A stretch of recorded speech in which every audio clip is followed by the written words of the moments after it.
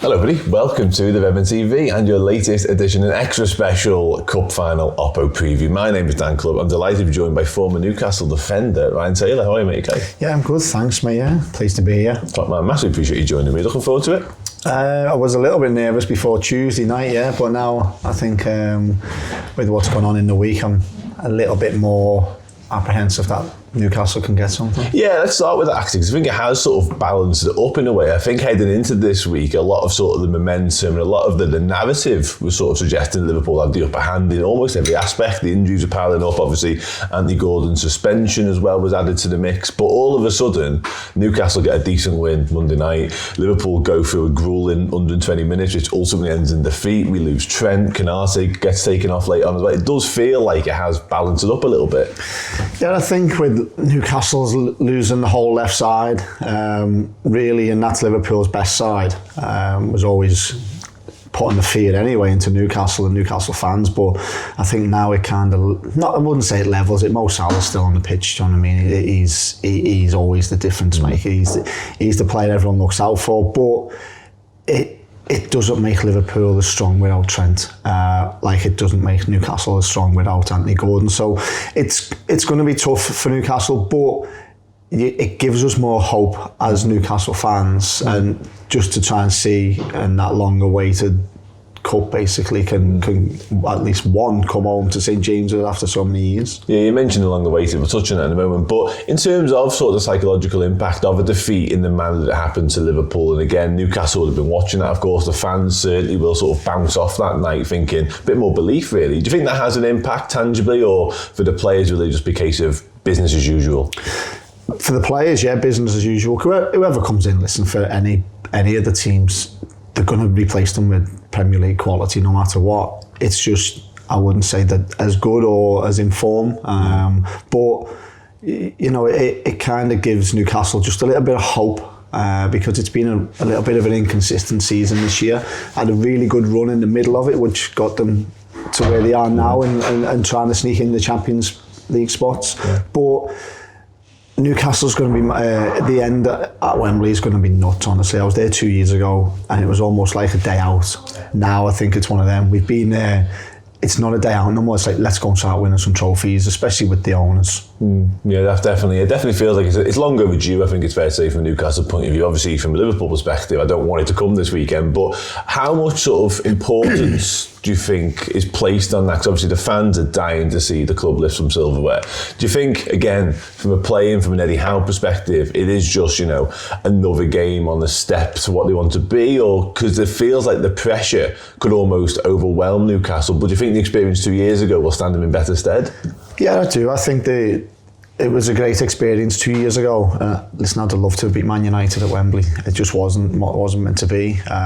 You know, we had a goalie crisis and Karius had to play in goal and stuff like that. So it just kind of weren't meant to be this year. You know, with losing Anthony and Lewis, you kind of thinking, oh no, it's happening again. But we're replacing them with really good players anyway. So the pressure and the expectation kind of isn't on Newcastle to win because of who they're playing. But the club now is getting to a point where trophies have got to start creeping in, because otherwise managers' positions start getting questioned and stuff like that, because the money that's getting pumped into the club is obviously, and you've got the richest club in the world, and all the tags that come with it.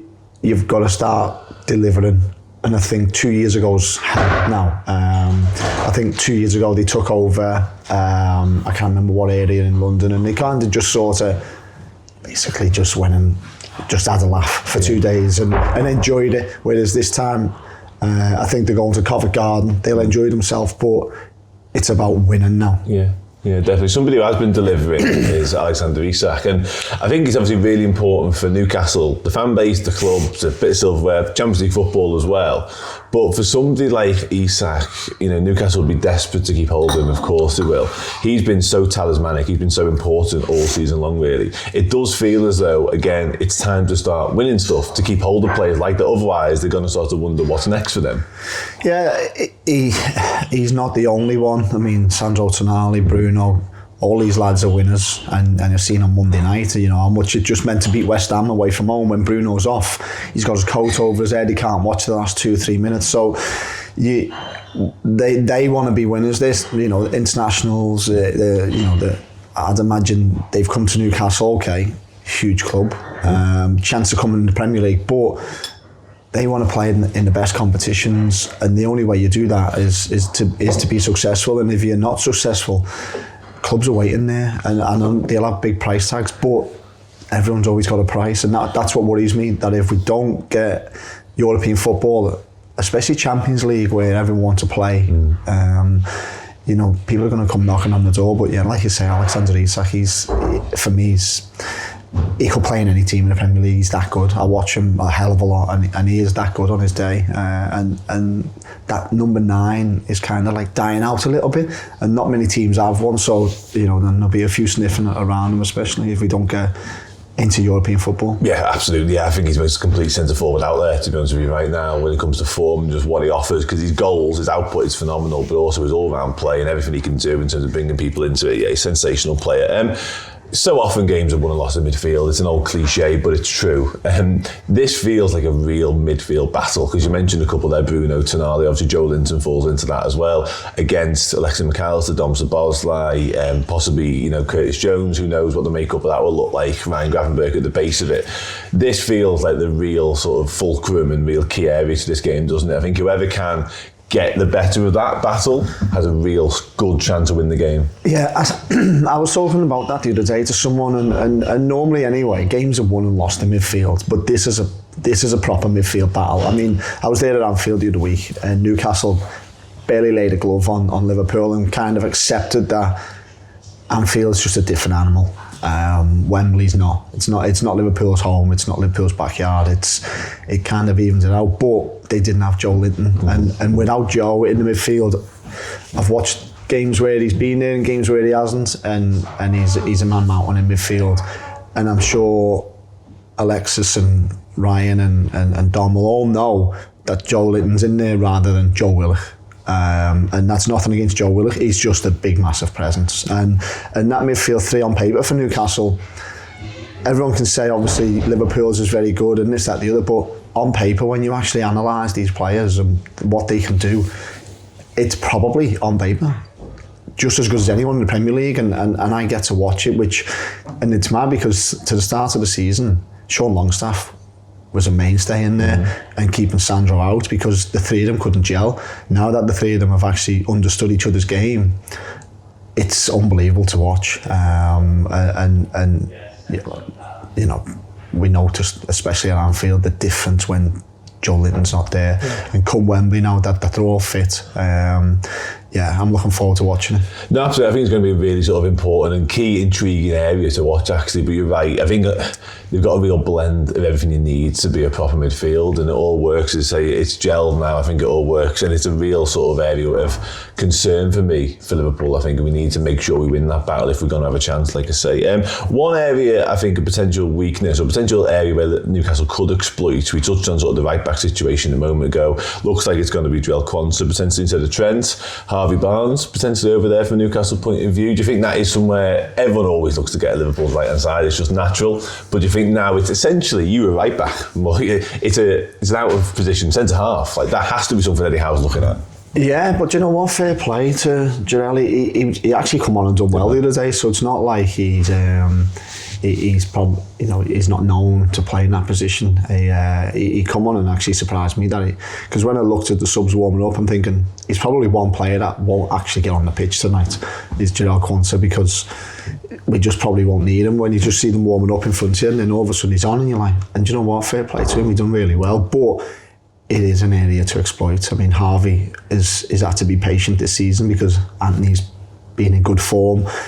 And then when he's come on, he hasn't really produced. He's scored the odd goal, but he didn't have a point to prove on Monday. I think what Eddie probably would have told him is, go and get 90 minutes under your belt. You probably, I want to play you at Wembley. He's probably already told him, because without Anthony, we haven't got no one else to replace him anyway. So I don't know. He probably what did he play? I can't remember how long he played on Monday, but just that little ball in the box creates the winning goal, and he's got something about him, and I just feel like it's written for him to have a big impact on the game at Wembley, purely because he's a lad that was he wasn't in the cold, but he was never a starter, and now he's got that. I just feel he's got a point to prove, and I always look at big moments, and something tells me that this is a big moment for him, and it wasn't meant to be, and all of a sudden you're in.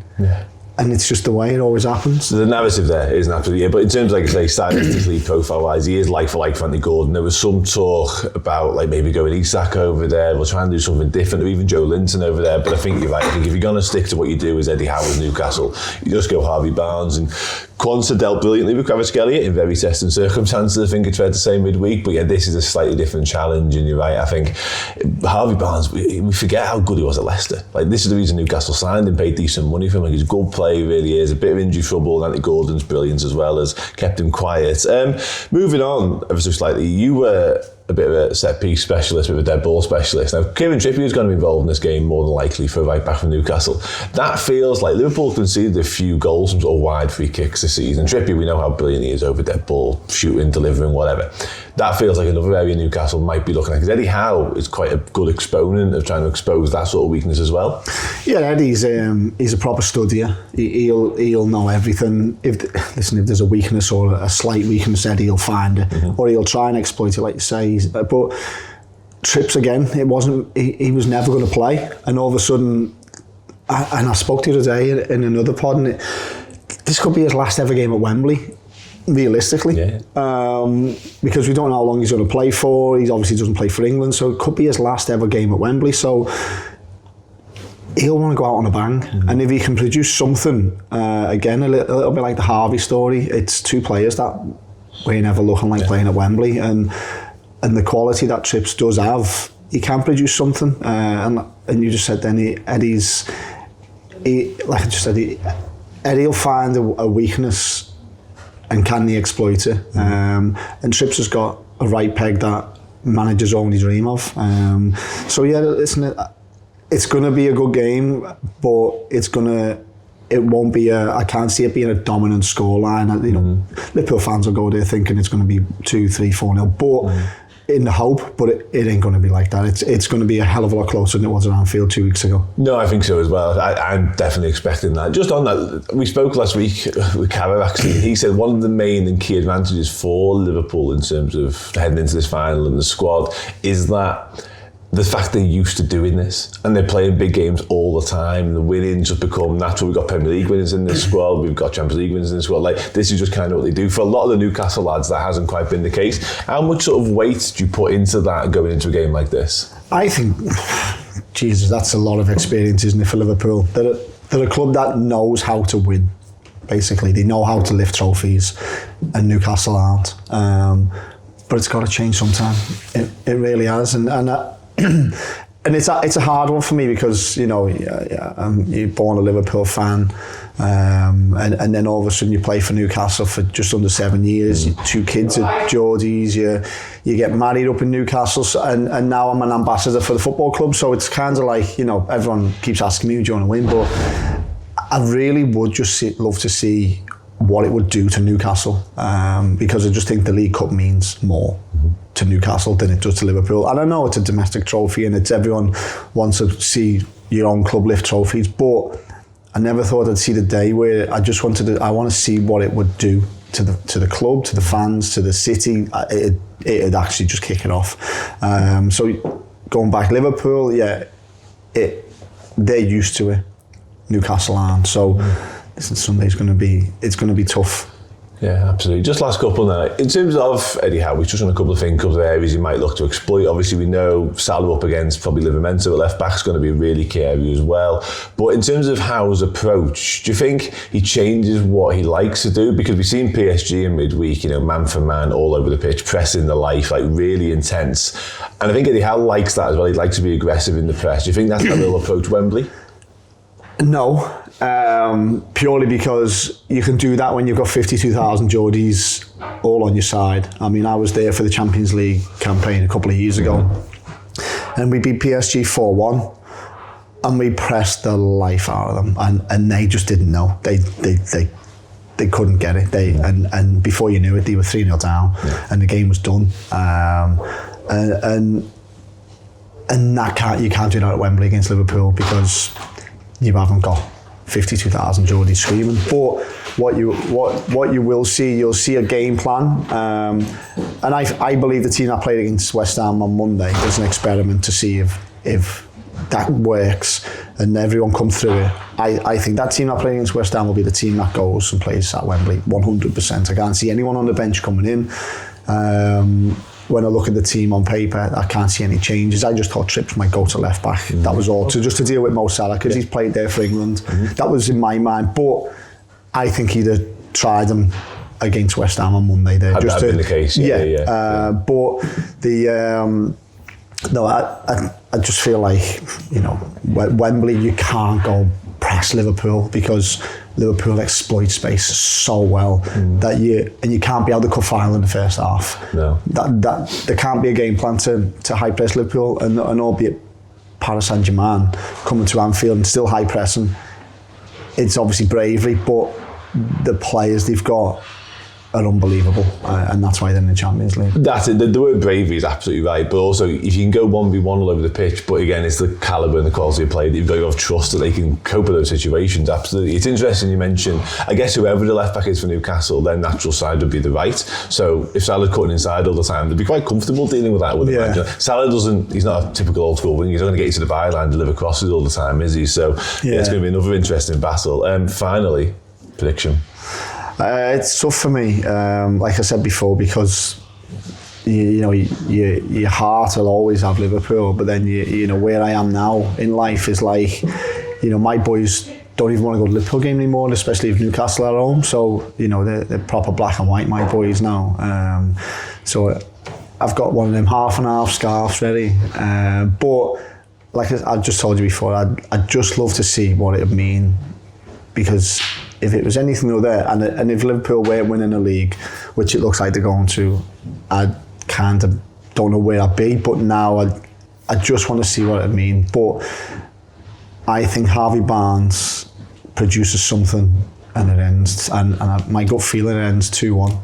Okay. Yeah. There you go. Win-win for you, boy, isn't it? You can't. It's win. Yeah, it is win-win. Yeah. But there's just something inside me wants to see what, after going there 2 years ago, what it would actually mean now, and to see the reaction after. So yeah. What are you up to now? Now your playing days are done. So now, I've spent the last couple of years ending all my coaching badges, and I've got really, really into it. It's all I've known, since obviously playing, and the game is what all I want to be involved in. So I'm now going down the route of coaching. Spent a couple of years sort of in the dark at Fleetwood, which was good learning. But in the last sort of 18 months, I spent time with Leighton Baines at Everton, just sort of getting to understand what 18s football's like.